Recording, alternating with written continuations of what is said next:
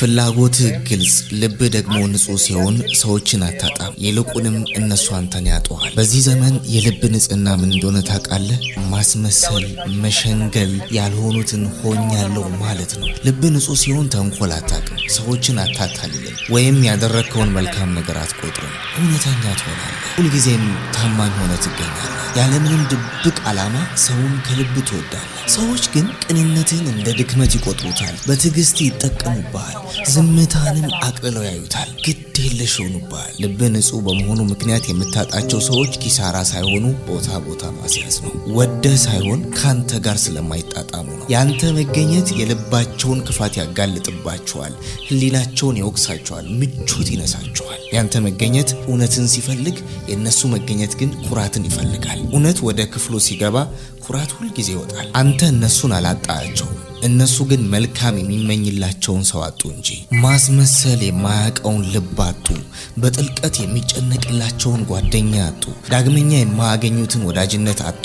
ጊዜ ይርዘም እንጂ ህይወት ያጡት ነገር ምን ያህል ከባድ እንደሆነ ያሳያቸዋል።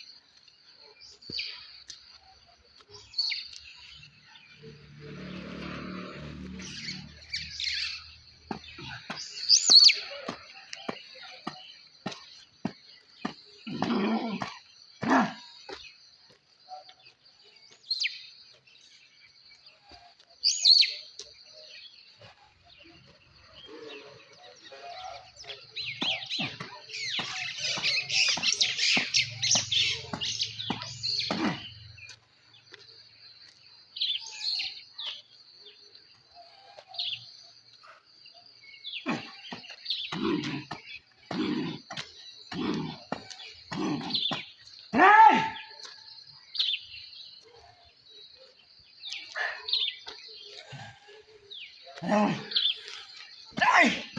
Cerco un pilingato! Rimossi ragazzi!